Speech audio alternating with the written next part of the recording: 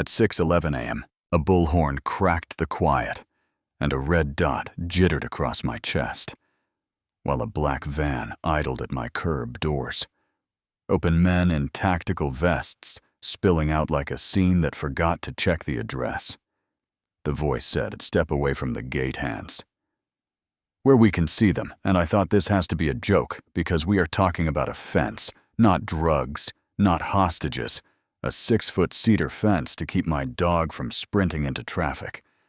And I lifted my coffee and asked you, "Sure you want to do this on my property?" 3 weeks earlier, I thought I was buying peace. I'm Alex Reed. I signed on a small lot in Willow Ridge Estates just outside Cedar Falls, Colorado. Good mailbox alignment.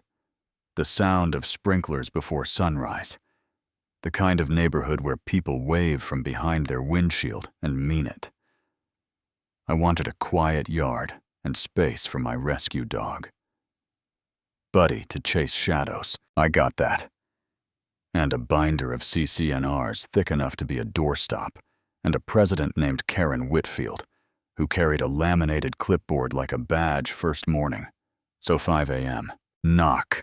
Pastel sweater ruler in her tote. "Good morning, your bin is visible." Minutes past retrieval.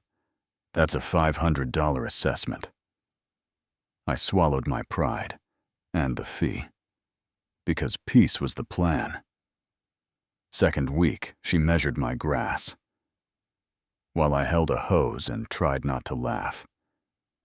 Willow Ridge prefers a visual uniformity standard. Your lawn is presenting as ambitious. You know what I mean? Third week, I set cedar posts. I had checked the map twice because my house sits in the outer perimeter zone. The height limit is different. Everything was legal. Down to the last screw. Karen stood at the sidewalk taking photos with the shutter sound on. She didn't say hello. She said, "Violation." She came back with a freshly printed amendment dated that morning. "It's non-conforming, now remove it." "Put it in writing," I said. And that's when the pink slips began to bloom like a rash on my door, and windshield porch light. Glare, decorative tone, variance, failure to maintain grass hue. I laughed until Buddy limped in with a scraped paw, because someone had left my side. Gate unlatched, the laugh died. I fixed the latch. Added. Cameras. Wrote down every time. Stamp stayed quiet. Because hall monitors win when you get loud, and then neighbors started meeting my eyes. Denise Harper left cookies in a whisper on my porch. She had seen fines this year, including wind chime resonance. Glenn Porter returned a ladder, and with it a look that said, "I want to help, but I'm scared." 2 nights later, a plain envelope showed up in my mailbox with a USB drive inside. No note. I listened in my garage under a humming shop light, while Buddy snored and the water heater ticked closed. Meeting audio. Karen's voice, sharp as a thumbtack. "We isolate him socially and financially until he leaves.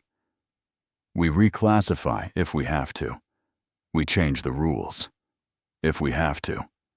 A cough, a murmur, and someone asking, "Can we do that?" Karen said.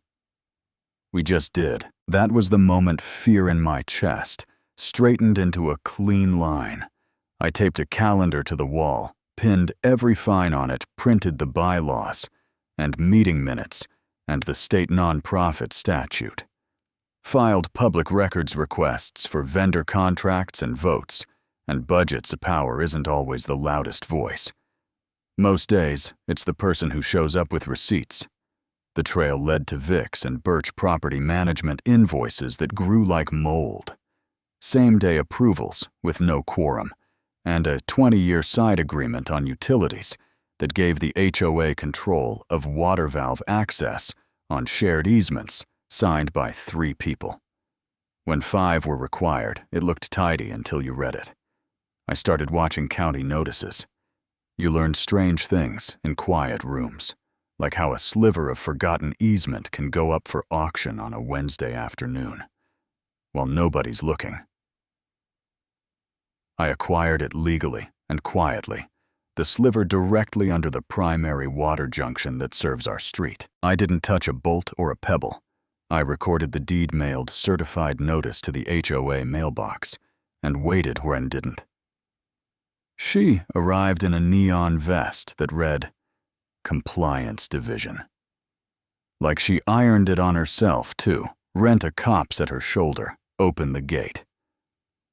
I'm conducting a conformity review warrant, or waive your choice, I said. She chose photos from the sidewalk and a fresh flurry, including canine public defecation. Without biodegradable bag disposal proof, Buddy shrugged. We weren't alone anymore. Denise brought a binder. Victor Alvarez, a retired contractor, pointed to budget lines for community uplighting that never appeared on a single pole. Glenn found his voice. We started meeting in my barn. Not to rage, to compare paper. We joked and called it the Neighborhood Civilian Paper Patrol. Then Karen leapt from theater to danger.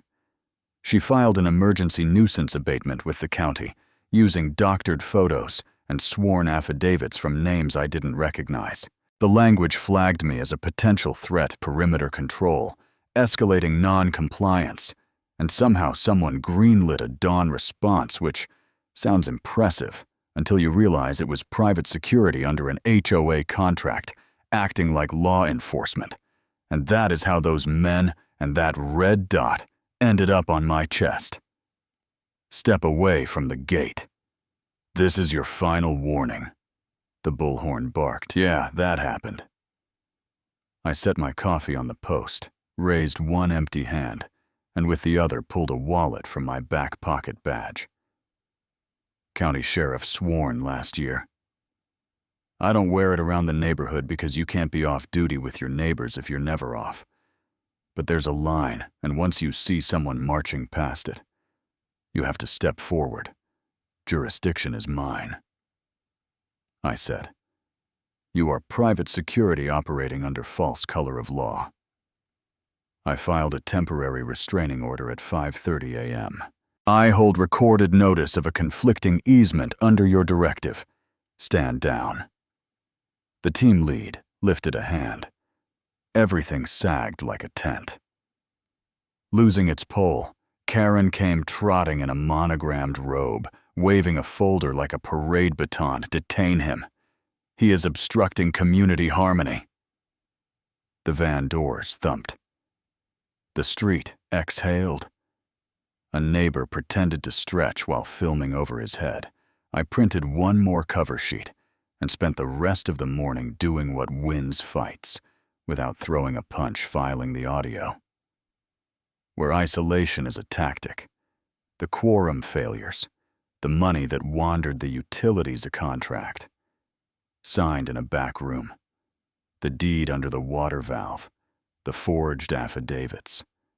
The inspector general opened a case. The city attorney called by lunch. An interim order froze. HOA enforcement by dinner. People think the satisfying part is the gavel.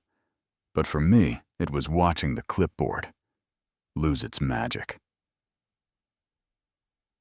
Friday, 9 a.m. The hearing room smelled like burnt coffee and lemon cleaner.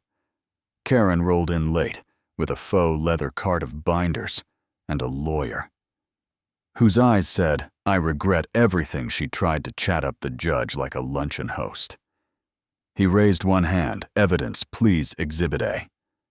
The audio, we isolate him socially and financially until he leaves Exhibit B. Bank lines for board wellness candles and a retreat. Nobody can find on any calendar. Exhibit C vendor. Approvals without quorum. Exhibit D. The utilities side agreement needing 5 signatures and getting 3. Exhibit E. My certified deed under the valve.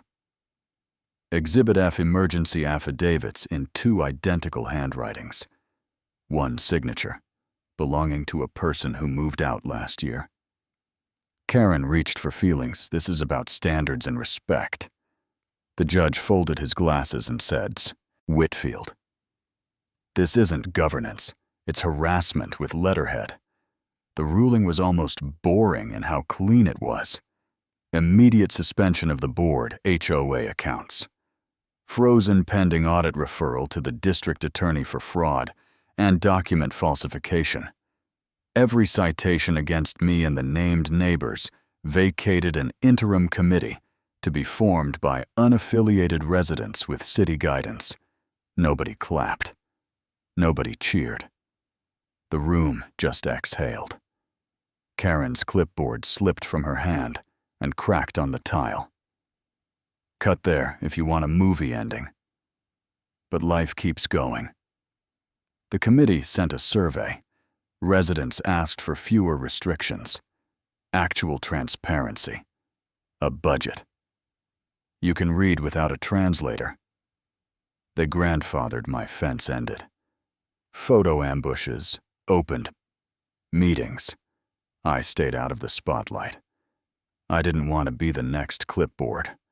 I wanted my porch and my coffee and a dog who knows the fence line and chooses to stay inside it. Karen read a court-ordered apology at the block party.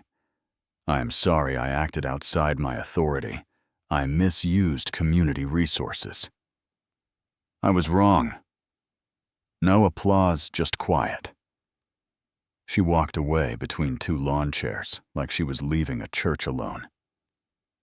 2 days later, a white envelope with a photocopied flyer showed up on my porch. About statewide HOA legislation to restore enforcement mechanisms stripped by hostile actors. That phrase made my jaw clench, then relax. Paper can be a cage or a key. It depends on whether it tells the truth, you know what I mean? I don't tell this for applause. I tell it because silence is where bullies grow. Maybe I should have shown the badge sooner. Maybe not. Maybe buying that easement sliver was too clever. Maybe it was the only way to make the truth visible. Some of you will say, HOAs keep order. Some will say, they keep power. Both can be true. Until one side forgets why the rules exist. I still drink coffee on my porch. Buddy still naps with one ear up. The fence just stands and does its job. If you've lived through a clipboard going to someone's head, tell me, was I right to keep the badge quiet until that morning? Or should I have worn it from day one? Are HOAs protecting neighborhoods or protecting themselves? Where's your line between standards and control? Drop your story. Challenge me. Agree with me. Argue in good faith. And if this made you think, share it. Subscribe for the next one. And tell me what you would have done when that red dot found your chest at 6:11 a.m. I'll be on the porch, coffee in hand.